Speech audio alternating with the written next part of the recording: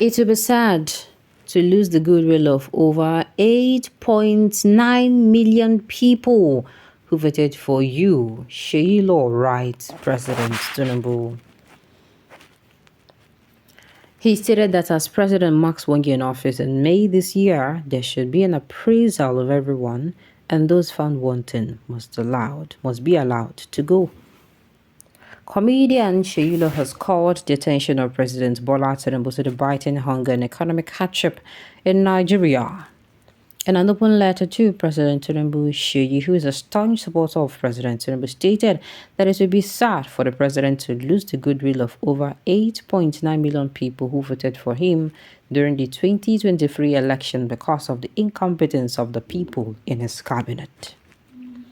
The comedian reflected on how President Tinubu and others staged to protest against the then President Goodluck Jonathan over fuel subsidy removal in 2012 and asked the president to now imagine what great protest would be for Nigerians to trip the streets because of hunger, insecurity, and inability to afford basic amenities.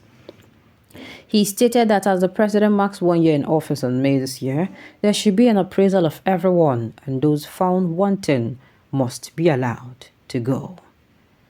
His open letter reads, Mr. President, I know you're not new to the complexity of governance in Nigeria, and I truly hope you're feeling the pulse of the nation at this point in time. I am one of your ardent supporters, and I will not hesitate to be one of your critics when necessary. Sir, may I cast your mind back to 2012 when your party was able to convince Nigeria, who had just had a beautiful Unity celebration, to take over the street in protest of the removal of subsidy on fuel. It was such a turning point for Jonathan administration and ushered in President Muhammadu Buhari. It might interest you to know that I was not one of the Nigerians convinced then to vote Buhari. Can you now imagine what great protest it would be for Nigerians to troop into the streets because of hunger, insecurity, and inability to afford basic amenities? I do not want to imagine it and talk more of joining them. Your Excellency, good intentions are mere intentions without proper implementations. There are certain things that are expected will be quickly fixed to mitigate the impact of the fuel subsidy removal. I am yet to see a fully implemented plan in the short term.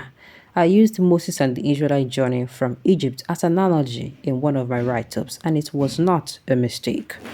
It was deliberate, as you probably know that the Israelites got to a point and began to complain, preferring to go back to slavery in Egypt rather than moving forward. They got tired of manna, and now Nigerians are asking, where is a manna for this time? I waited for almost 2 years to join a protest against the former President Buhari administration because I believed that at least every new administration needs a minimum of 1.5 years to stabilize. For every tick and talk on the clock, time is running on your administration. Mr. President, it will be sad to lose the goodwill of over 8.9 people who voted you because of the incompetence of the people in your cabinet. I believe at the mark of 1 year, there should be an appraisal of everyone, and those found wanting must go. Please, sir, we are waiting patiently on the PCNG bosses initiative and soft measures on food availability and affordability. The issue of electricity is deeply concerning. We need members of your cabinet to communicate more effectively with visible action plans. Nigerians follow the continuous update from the Minister of Interior, the actions of Governor Wiki, and the progress of Minister Bosu Tijani. We are therefore forced to ask because we do not want a situation where someone who served with you will enjoy the liberty of going on the media to prefer solutions where he or she once failed. While I support your Excellency, I will keep asking the tough questions and not stop until you achieve success for the greater good of a nation. This nation must and should be better for all. Thank you, Your Excellency, Sheyi Law. Well, I'm going to say this. I like say you come outside, they do this thing. No, I like the way you stated that you are not going to hesitate to go against him, but going against him or not would actually do nothing. Believe you me or not, these people do not have any good intention. You know, I don't they talk and sense. They do not. You will not see it, sir. Anybody that comes into this country becomes the leader. From his day one, you can trace it. They say if you want to know a good student, go and check that student, what he does in his day one. It's not like you don't have the capacity to change the direction of your life or to change and become a better version of yourself. You understand? But every administration, if they come in just like you as a student, you're the one, 9 people go use no say, let's say this one a serious student too. If you go to a boarding school and after classes, you take your bed when there's, you go back, you read, you go read, you come back, you read again, nice, or you go read. They go say, let's say this one a bookworm. They don't see you like that. But if first we say they follow people, we say they gossip up and down, they patrol everywhere, they find kuru kale waka we go waka. My sister, they will know you as somebody who is not serious. You get? So the thing is, somebody who is actually going to perform.